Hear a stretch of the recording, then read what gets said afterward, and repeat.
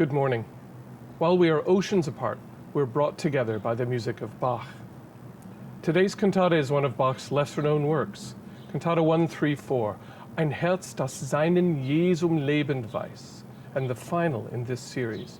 My name is Daniel Taylor, and I join Sir John Eliot Gardiner and the Monteverdi Choir for concert tours and recordings across the world, including some of the great works of Handel and on the famous Bach cantata pilgrimage. The medieval practice of pilgrimages was intended to cleanse the mind and prepare the spirit.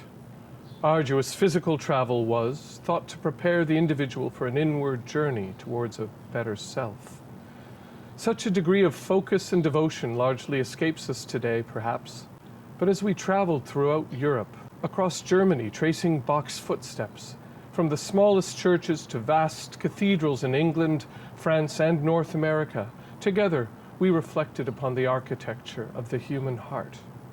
During Bach's life, death was a close and pervasive risk, but was also thought of as restful in boundless joy, as the natural fulfillment of living. It was in Leipzig on April 11, 1724 that Bach composed this uplifting cantata.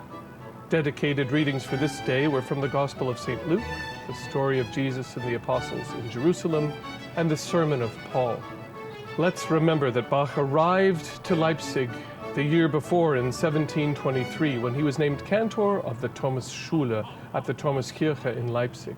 Here he had already offered his beautiful Magnificat, first performed on Christmas Day in 1723, followed by the St. John Passion in February 1724. For this recording, we traveled to the Georgenkirche in Eisenach. It was at this medieval church in Eisenach that Bach connected with Martin Luther. Luther was a choir boy at the Georgenkirche while he lived in Eisenach from 1498 to 1501. Bach was baptized at this same church on March 23, 1685, and spent his first 10 years as a chorister, while Bach's family members were organists here. So, what do we know about Bach Cantata 134, Ein Herz, das seinen, Jesum, lebend, weiß? Written for Easter Tuesday, 1724, it was a reworking of a secular New Year piece, BWV 134A, composed for the first day of January 1719. Featured are two extended triple rhythm movements, the opening tenor aria Auf Gläubige and the final chorus Erschallet ihr Himmel. Erschallet ihr Himmel affectionately recalls the opening of BWV 66 in that it includes a dialogue between two solo voices and chorus. To have such a dialogue with tenor James Gilchrist was sheer joy. We should remember that James began his working life as a doctor, and thus every phrase, every word is given absolute care and profound meaning by his glorious tenor. Mid-cantata is the happiest of duets, the irrepressible Wir danken und preisen, which has, as your program notes detail, a true Brandenburg-like swagger and rhythmical elan.